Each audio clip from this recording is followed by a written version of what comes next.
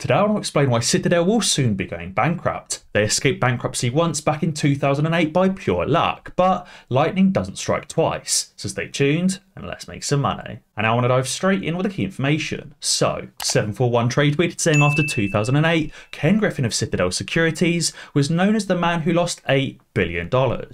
This article from Business Insider back from 2011 says Citadel Securities was Ken Griffin's big dream. He wanted to make the next Goldman Sachs, but 3 years later, word is that he's all but dismantling the firm, but it's been a long time coming. This article goes on to talk about how major executives left Citadel in 2008, 2009 and 2010 as they barely survived the 2008 recession. It says in October 2010 it became clear that Citadel was having serious problems. It said we heard a convincing rumour that big time layoffs were coming to Griffin's Citadel Securities, partly because of big losses and partly because the investment bank model was just not working. And sure enough, around a dozen employees were laid off days later. That was expected to be followed by more in the following months, and ultimately they were expecting Citadel Securities to be shut down. And this article from Fortune talks about how Citigroup's head of capital markets picked up the phone to call Ken Griffin because people were gossiping all over Wall Street that Citadel was toast. It says word had it the firm's two hedge funds were down as much as 40%,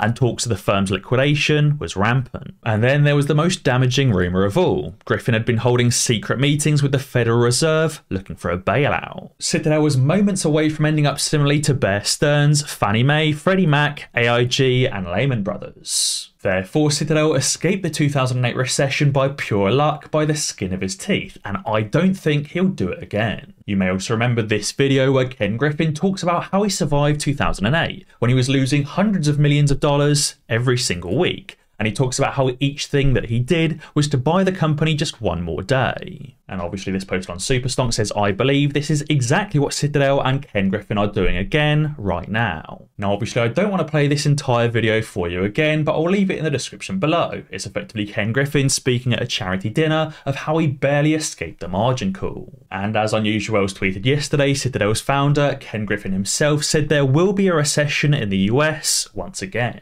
Ken Griffin barely escaped the recession back in 2008, and he's obviously learned nothing since that time. Still trying to naked short companies into oblivion, bankrupting the company, and still wildly long on the market overall. And we know that Ken Griffin and Citadel haven't learned anything. In this video, he talks about how back in 2008, Citadel was using a leverage ratio of 7-to-1. Right now in 2021-2022, Citadel is still using a leverage ratio of 7-to-1, if not 8-to-1. Back in 2008, it was rumoured that Ken Griffin and Citadel were the ones responsible for naked shorting Layman Brothers into bankruptcy. And obviously right now in 2021, 2022 and 2020, 2019 and the years before, Ken Griffin and Citadel are still responsible for trying to naked short AMC into bankruptcy. But obviously this time around, what Ken Griffin didn't account on is us, the retail investors, and the prominence of social media.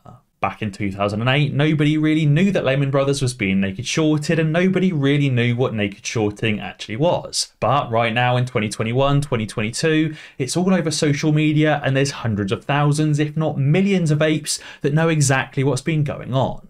I also found something else that shows just how little Citadel Securities and Ken Griffin have actually learned from the financial statements of Citadel Securities Europe Limited.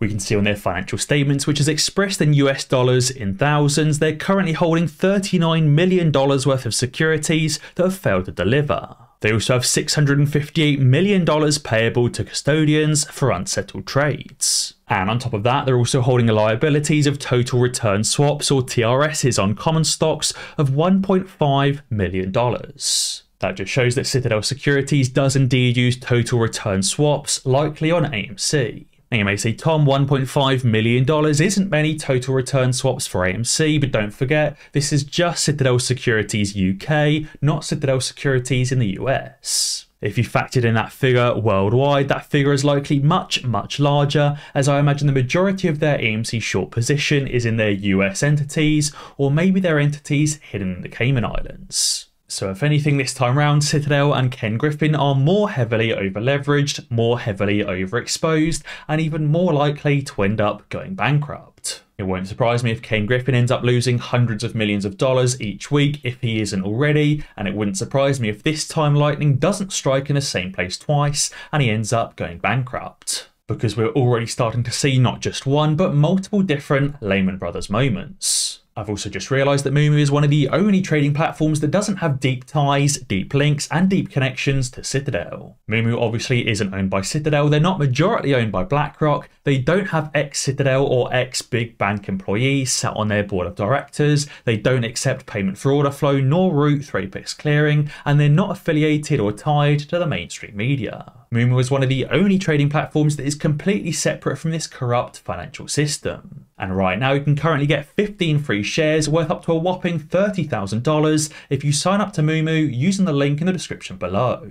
As Robert Smith tweeted, he said jaw-dropping quotes on just how close the UK and the Bank of England came to a catastrophe today. He said a senior bank has described the leverage unwinding and gilts as coming close to triggering a Layman moment. Asset managers are accusing the Bank of England of ignoring calls to intervene sooner. He said at some point this morning, I was worried that this was the beginning of the end, adding that at one point on Wednesday morning, there was no buyers of long-dated UK gilts. He said it was not quite a Layman moment, but it got very, very close. Now obviously this isn't the only Layman we've seen over the last few weeks and the last few months. We've seen Credit Suisse practically defaulting as their credit default swaps have rocketed to new highs. We're also seeing the property market beginning to crash, and we're starting to see the first few mortgage lenders defaulting and going bankrupt. On top of that, we're seeing massive squeezes in the energy markets, in the oil markets, and in the copper and nickel markets as well. And it won't be long until the S&P 500 breaks past those previous June lows, setting massive new lows, and we start seeing squeezes in meme stocks all across the market. On top of that, over in the UK, we're seeing market turmoil forcing Halifax, which is UK's largest mortgage lender, to temporarily withdraw all mortgage products that come with a fee. And as Andy tweeted, Virgin Money has also temporarily withdrawn all mortgage products for new customers, and Skipton Building Society has as well. Therefore, it's not only US lenders that are starting to default and go bankrupt, but UK mortgage lenders as well. And while all this is happening, we're seeing another price glitch as we're seeing AMC hitting a price of $142,000 per share on the FINRA charts. And now what's really crazy to me is we're seeing this impact multiple exchanges like the FINRA and IEX exchange, and we're seeing actual trades being processed at these prices. We're not just seeing a volume of 0 shares, we're seeing hundreds of shares, 200s of shares, 13 shares, and 1,300 shares being transacted at $81,000 per share. This chart here shows the price of AMC rocketing up to $7,000 per share, and then up to $13,600 per share, where a whopping 600 shares were actually traded.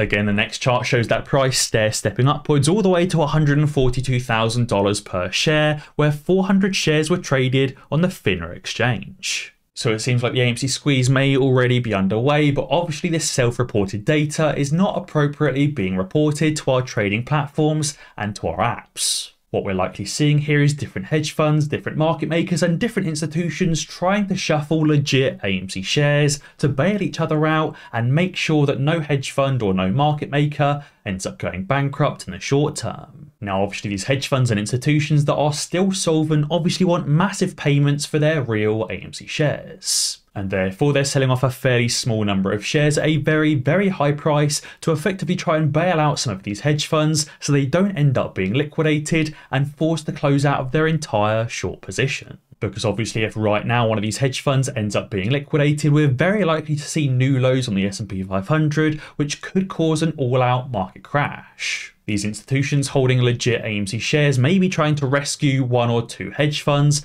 to effectively save hundreds. But if this is already happening before the market is even setting new lows, it wouldn't surprise me if this price of AMC continues to rise and starts impacting our trading platforms, causing the all-out squeeze. When these transactions end up being reported on the New York Stock Exchange and on the Nasdaq, at that point we will be able to sell our shares during the AMC squeeze. So therefore it seems like markets worldwide are ready to crash, and it seems like AMC is ready to squeeze, if not squeezing already. And therefore it wouldn't surprise me if Ken Griffin is no longer known as the man that lost $8 billion, but is now known as the man who lost hundreds of billions. As I said at the start of the video, Ken Griffin and Citadel did escape bankruptcy once by the skin of their teeth by pure luck, and I don't think lightning will strike twice again in the same spot. But guys, be sure to let me know what you think down in the comments below. And as always guys, be sure to ding that notification bell, because that way you'll be alerted when I upload a new video. Cheers.